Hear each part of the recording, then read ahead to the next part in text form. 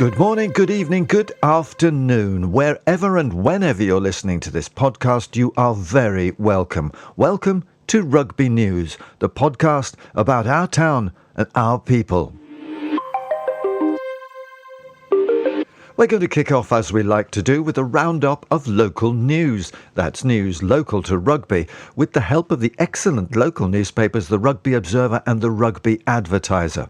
In this week's show, podcast number 6, released on Friday the 13th of December, I'll share with you the local news from around Rugby Town, including the tragic murder of a Bulkington man famed throughout the classic car world, rail disruption over the holiday period, bins and card posting dates, and a review of A Christmas Carol.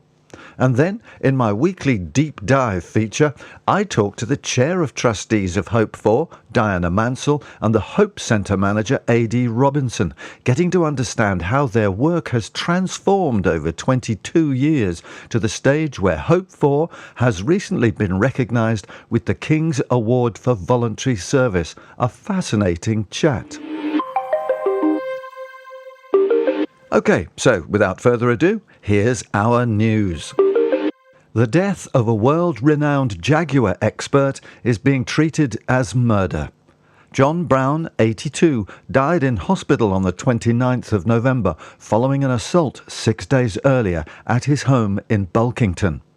His family said the grandfather was a true gentleman, a pillar of the community who founded the local car restoration specialist Leaping Cats. John's attention to detail, they say, his skill and his dedication to excellence earned him respect and admiration across the globe as he became a world-renowned figure in the Jaguar restoration industry. His legacy would live on, they said. Jacob Walpole, 32, of School Road, Bulkington, was alleged to have been involved in a second incident only days before at Bulkington Working Men's Club, police said. Before Mr. Brown's death, Walpole had been charged with grievous bodily harm with intent, assault occasioning actual bodily harm, possession of an offensive weapon, common assault by beating, and breach of a restraining order. But now, Detective Inspector Gareth Unnett said, what was an investigation into a serious assault has now sadly turned into a murder investigation. The defendant was remanded into custody ahead of a court appearance on the 23rd of December. Mr. Brown's family are being supported by specialist officers and urge the public to avoid speculation.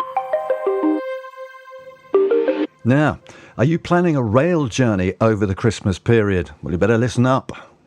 Avanti West Coast train managers have voted to strike for 3 days over Christmas. Around 300 train managers are expected to join the walkouts scheduled for the 22nd, 23rd and 29th of December, after rejecting the train company's proposals for rest day working arrangements. Train managers usually work a 41-hour week, but due to staff shortages, they can often be asked to work on their off days.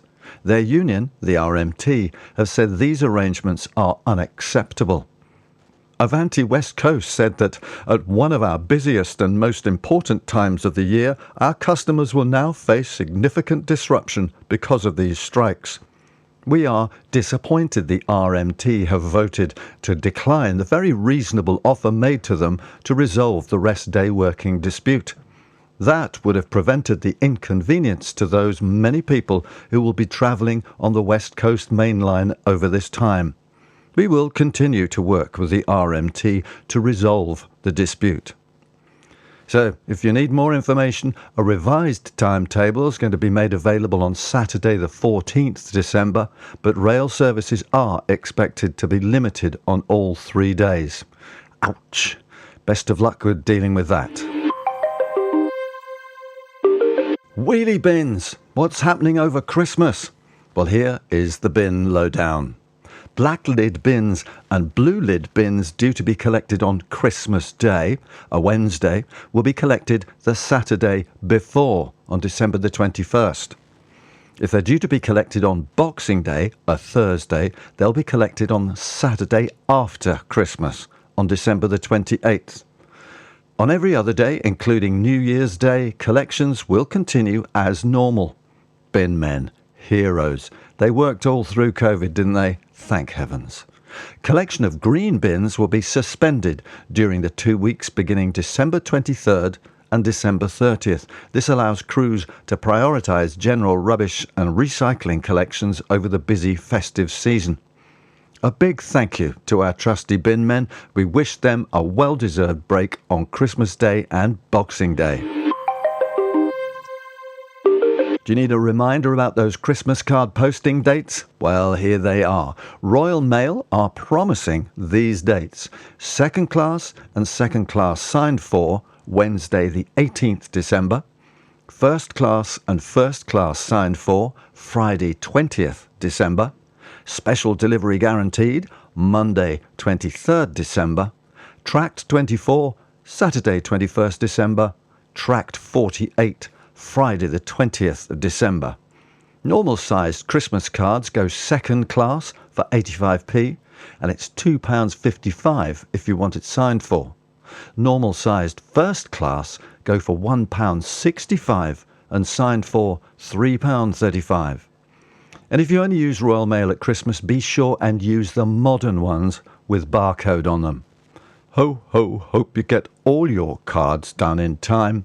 And ho, ho, hope Royal Mail deliver on their promises. See what I did there?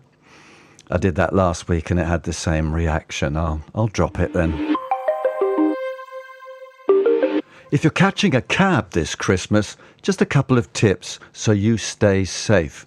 You need to check whether the taxi and driver are properly licensed.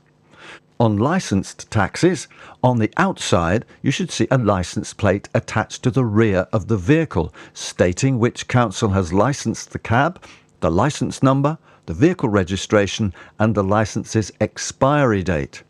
Inside, there should be a badge on the taxi's dashboard or front windscreen, which should also display the same information. If you're hiring a private taxi, it must be booked in advance. They are not allowed to pick up fares on the street.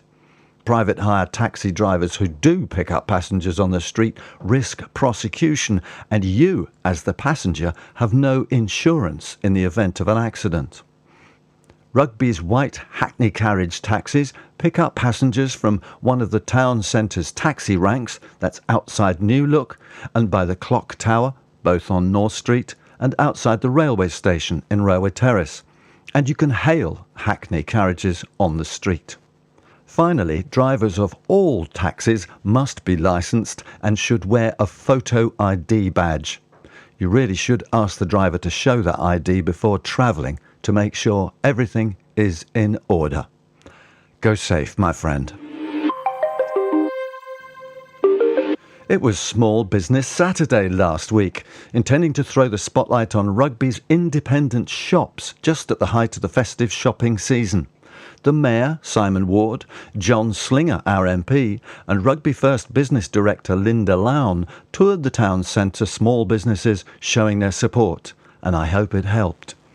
It's an annual campaign sponsored, I think, by American Express, aiming to encourage consumers to shop local and support small businesses in their communities. Linda Lown of Rugby First said, "We fully support the Small Business Saturday campaign, which raises awareness of the amazing range of independent small businesses in our town centre. All businesses, large and small, have faced tough challenges in recent years, especially on the high street, and the key message is that one small purchase can make a big difference to a small business, at Christmas and, importantly, throughout the year." Well, listener, I used to run a shop in town just about 10 years ago. Garden Gate Flowers, you may remember its short but magical life. It was a tough time then, especially when M&S left town for Elliot's Field, and boy, has it got tougher since. If you can get into town, check out the little independent diamonds still there and give them some love. A major new security upgrade in Rugby Town Centre is due soon to be completed with the aim of keeping people safer in Rugby Town Centre. The upgrades are underway for more and better CCTV cameras and lighting, all funded from an £820,000 Safer Streets grant awarded to Warwickshire's Police and Crime Commissioner for crime prevention projects all across the county. The Warwickshire's Safer Streets projects include training police officers to identify people with hostile intentions, an awareness campaign to combat violence against women and girls, and buying more crime prevention equipment. A Rugby Borough Council spokesman said this will, ultimately, make a real impact on criminal activity, including county lines drug trafficking, antisocial behaviour and violence against women and girls, which, as we know, all has such a negative impact on our communities. Well, best of luck with that. Keep us safe, please. A Christmas Carol, the classic Dickens ghost story, is coming to the end of its 10-show run at Rugby Theatre, the brilliant amateur theatre in Henry Street in the middle of town. It's been a collaboration with In the Round Theatre, a local independent youth theatre focused on actor training, founded by Rob Sloan and Darren Pratt, both rugby theatre veterans. Together, In the Round and Rugby Theatre has put on what people are calling a spectacular show, which was a sellout 3 weeks before the curtain up. Full houses, delighted every night. It also happens to be the show that's celebrating the 75th anniversary of Rugby Theatre itself. I'm a bit biased because I have had the luck to be in the show, given a couple of small parts, so I need to be careful. But if you've seen it and you disagree with anything I'm saying, please get in touch. Rob Sloan wrote and, along with Darren, directed this new adaptation of Dickens' classic. It's underpinned by a musical score that makes it almost filmic, all original compositions from James Brady and Joe Foote.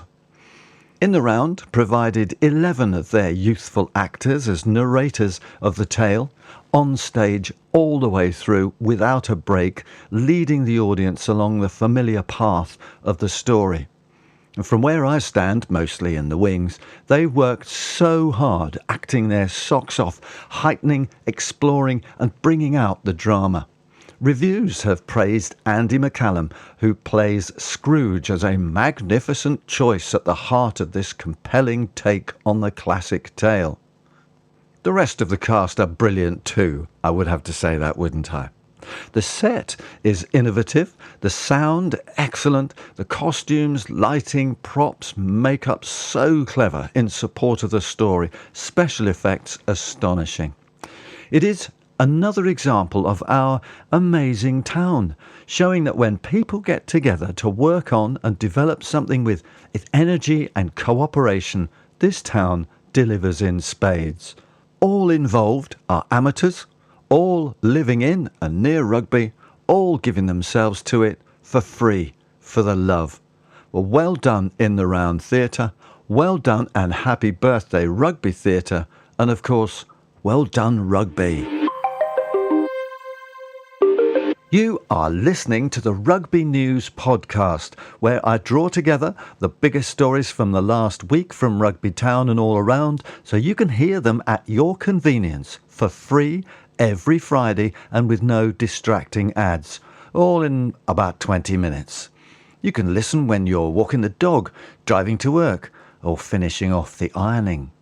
If you like what you hear, give it a like, follow me or subscribe on your usual podcast station and tell your friends. Spread the word. If you like it, they'll like it too. That was the week of local Rugby Town news, and I am indebted to the excellent local papers, the Rugby Observer and the Rugby Advertiser, for all their help. For more detail and for more stories as they happen, go to their websites or follow them on their Facebook pages. Now, every week in the Rugby News Podcast, I take my trusty mic and I visit interesting places and chat with interesting people from around the town, people who are making a difference, adding to the uniqueness of this extraordinary place. This week, I went to find out about Hope4. It was the 2nd of December 2024, and I found myself at the Hope Centre at the top of Newbold Road, pretty much next door to the Ben Hall. Having heard that Hope4 had been honoured with the King's Award for Voluntary Service, I wanted to find out more about them. I met Diana Mansell, Chair of the Trustees for Hope4, and also A.D. Robinson, directly responsible for the Hope Centre and the Food Bank. And I asked, of course, how they felt about the award. We were thrilled to receive the award. It's a real honour for our organisation to be recognised, really. So we were thrilled to be nominated. About a year ago, I think it was, that we were nominated, and then we got through to the second round, and they came and spent a day with us, a couple of people from the Lord Lieutenant's office, and they were overwhelmed with what we did and came away with lots of questions that we then had to answer in greater depth. 6 organisations from across the county were put forward, and we were one of 2 that actually received the award. So it was an honour to be nominated and to go through to the pool in London, but to receive the award is a great tribute to all our volunteers, past and present. And recognition means a lot, doesn't it? Yes, it does, absolutely. It is like a kite mark. It's that endorsement of a standard that actually represents trust, reliability, and that's a key thing that, we're trusted with donors' donations, whether it be financial or goods. We're trusted to receive referrals from people because they know that they'll be supported. So it gives us that great kudos that will support us in other funding bids as well, to know that we've got that sort of an MBE equivalent in a King's Honour. Diana told me that the aim of Hope4 is to end homelessness and food poverty one person at a time in Rugby. That is a massive aspiration. Their beginnings, though, were much more humble. So Hope4 began as a soup kitchen back in about 2003. The churches around the town, particularly St Matthew's, decided that they wanted to reach out to people who were on their own or on street homeless or sofa surfing, and started a soup kitchen in the porch of St Andrew's 3 nights a week for about an hour and a half, and then realised there was actually more need. So they decided to open the Hope Centre in Church Street, and we rented a space above some shops. So it was 7 days a week over lunchtime, providing support for people who were homeless, street homeless, sofa surfing, in temporary accommodation, trying to help to get them back into employment, into more permanent accommodation, providing showers and food and social space in the warmth. So they were moving from crisis response with the soup kitchens to ongoing support of each individual to help them make changes in their own circumstances. Well, they couldn't do that on their own. They needed to build links with others. One of the things, or the restrictions from Hope4, is that we don't have accommodation. So we really rely on those relationships with those accommodation providers, including the local authority and other social housing providers. We do explore all options. It's not that a homeless person has to go down one particular route. We open up all routes and explore all routes for them that might be best tailored for themselves. There is stock available out there. The challenge is it being affordable and also being of suitable accommodation, something where you would be happy to call home. I wondered how they measured success.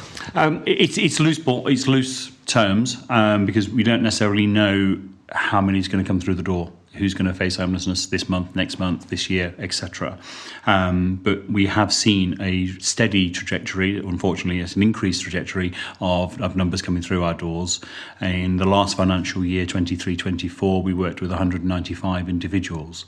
And the year before, we were around 160 individuals. So we have seen a steady increase. So the numbers are rising, and each new case presents new challenges. And some of the complexities also change. Where homelessness itself as its own label is enough for many people. But when you actually have another label on top of substance misuse, alcohol dependency, unemployment, and all those layers on top of homelessness as well, then we could be working with some quite complex individuals. So that's more partners that you work with, I guess, people who help in counselling and support. Yes, we operate here at the Hope Centre as much more like a hub and spoke model, where we're the hub, And then we bring in partner agencies. So we have DWP come in on a weekly basis, so the job centre team. So they work with people with their universal credit claims. We've got health provision, physical health provision from the NHS. We've got a physical health nurse that works from here 2 days a week. We have sexual health clinic workers come in. And we also employ on a contract a mental health practitioner as well that is funded for the next couple of years through our lottery fund. In addition to dealing with a rising number of more complex cases of homelessness, Hope4, of course, provides another valuable service. Yeah, part of the work of Hope4 is Rugby Food Bank, and we started Rugby Food Bank in 2012. So in the last year, we've provided, the last financial year, over 7,000 food parcels and gave out nearly 2 tonnes of food a week across Rugby, and most of that has been donated by the public. 2 tonnes a week? Yeah, 2 tonnes a week of packets, tins, dried food. It's all ambient stuff. But it's for people who are in emergency crises, juggling which bill should I pay, just lost their job, signing on. There's different reasons why people come to the food bank. But we also are trying to work upstream now to look at why people are ending up in the food bank and in crisis. So again, having started with a response to the crisis for individuals and families in the borough having no food, Hope4 is now trying to establish the causes of the problem. Again, building links with others. So we have a fantastic relationship with the local Citizens Advice Bureau, and with some funding from Trussell Trust. We're part of the Trussell Trust network of food banks. We have funded 1.5 citizens advice workers to work solely with people that come to food bank. So whilst they come to get food, we're also then able to offer them support to look at various issues, debt, are they on the right benefits, have they been turned down for a PIP application, let's redo the PIP application, all sorts of issues that go on behind the scenes that contribute to people's crises and ending up in a food bank. So whilst food is the reason why people come, they're able to get much more help. And we have other agencies that come in as well. So Family Information Service, Christians Against Poverty, Mind, various other ones. So again, a bit like the Hope Centre, we're trying to be a hub for people who come in because of one thing. They think they're coming for one thing, which is the food and really, really needed, but they get a lot more support. So in the last year, with the work that Citizens Advice have been able to do with the clients that we sent through to them, they have been able to say that if they apply for everything and get everything that they think these clients are entitled to, it'd be about £1 million worth of extra money in people's pockets in Rugby. And that makes the difference between needing a food bank and not needing a food bank. They've also found that there is a clear issue with the benefits system and specifically universal credit. And it was some research that was done by the Joseph Rowntree Foundation to realise actually the cost of living versus the benefit payments through universal credit doesn't match. There is a shortfall each month, which then obviously drives people to use food banks and explore other ways to increase income, including gambling, because people are thinking that they can win some money, but they're robbing it from one pot to another. And it's not just those dependent on the benefit system. People in employment are facing hunger too. You know, one comment in there is a lady that works in the NHS, her husband works in retail, and yet they're having to come to food bank. And that's just everyday people. Food banks historically were around dependent people. But what we're also now seeing is sadly people who are working individuals and working families that are having to come to food bank. Just maybe at the end of the month, they just haven't got enough to get them over the line for, to pay the bills, to put food on the table. We often see a little spike in September with school uniform bills and things like that. All those sorts of little things can just make the difference of actually being able to put food on the table. So there are problems at the national level, and the fight there is being championed by the Joseph Rowntree Foundation in their Guarantee Our Essentials campaign. We've also got some evidence to suggest it can be achievable. If you remember back to the days of COVID, and we saw an uplift on the universal credit payments to everybody. During that period, we saw a decrease in people using food banks. If we were able to actually bring up the rate of universal credit in line with everyday living and guarantee the essentials, then that should naturally see a decline in users of food bank, which actually is all a step towards the day when we're not needed. I think it's a difficult thing to say there will never be a need. There's always an emergency. People's circumstances change. This government would like to end the need for food banks and have said that in their manifesto. So we're working closely with our new local MP. He came in recently and we said we would keep him up to date with trends. Are we going to see more people coming to the food bank? Because of the winter fuel allowance being taken away with pensions, we don't get a lot of pensioners, but it's something we're going to keep an eye on. But winter is an expensive time, bills are expensive. It will put strain on people's pockets, let alone Christmas.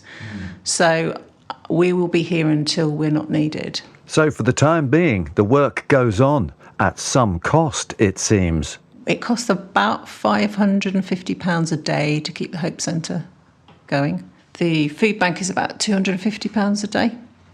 We are partly lottery funded for the Hope Centre, but that will decrease in the next year by £26,000.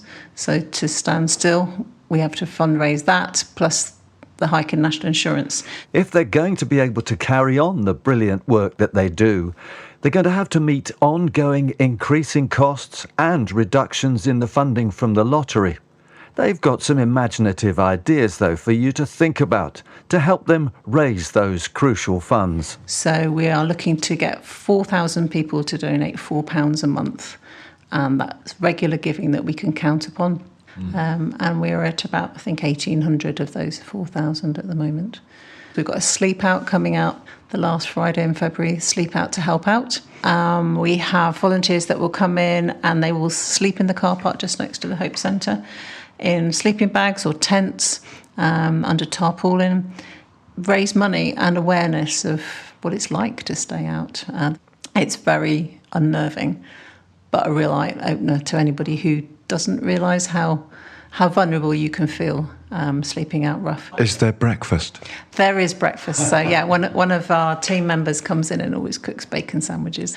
Under 18s can come so long as they're with an adult. And then we've got the London Landmarks Half Marathon, where we've invested money to buy 15 charity places. Some runners already signed up, and we're looking for some more. And the Sleep Out and the London Landmarks brought in over £20,000 last year, so it was amazing. That's ways that you can help them raise money to meet the 800 or so pounds that it costs per day to run the Hope Centre and the food banks. And if you can donate food for the food bank or items for the Hope Centre? There's a number of ways for the food bank to make donations. So we have collection baskets in Tesco's, Asda and Sainsbury's and some of the co-ops. So you can drop off items there, whether you buy them in those stores or other stores, you can drop them off and we collect twice a week from there. And also you can drop off at our warehouse, which is right next door to the Ben Hall. To the left of the Ben Hall every morning in the week, 9:30 till 12:30. In terms of the Hope Centre, we've got our 12 Days of Christmas campaign, which is those items that we can put into goodie bags for our homeless clients, which is like fresh underwear, toiletries, all those sorts of little gifts that we often take for granted. And for many, that Christmas bag that we issue out before Christmas is probably their only Christmas gift they'll get. And for the Hope Centre, drop off at the Hope Centre, again during the working day, so say from 9 till 2, Monday to Friday. Wow, that is a fascinating story of how a response 22 years ago to a crisis with 3 days a week soup kitchens has developed into a holistic approach to support each individual in this town who is, or may soon be, homeless or is in food poverty, onto and along a pathway tailored to their own needs towards a more secure and sustainable place in their lives. Last year, helping nearly 200 homeless individuals while handing out 2 tons of food a week and accessing through partnerships with, for instance, the Citizens Advice Bureau, opportunities to find £1 million worth of support. Without Hope4, who knows how much of that can have happened? Once again, people in Rugby reaching out to partners and working together to make something amazing happen. In Rugby, when we do that, just look at what we can do. Congratulations once again to Hope4 for being recognised with the King's Award for Voluntary Service, and to you, dear listener, for getting online to Hope4, that's the digit 4, hope4.org.uk, and helping them to end food poverty and homelessness one person at a time in Rugby. Go on, do it now. Well, that's it from me, Simon, for Rugby News. See you next time. Goodbye.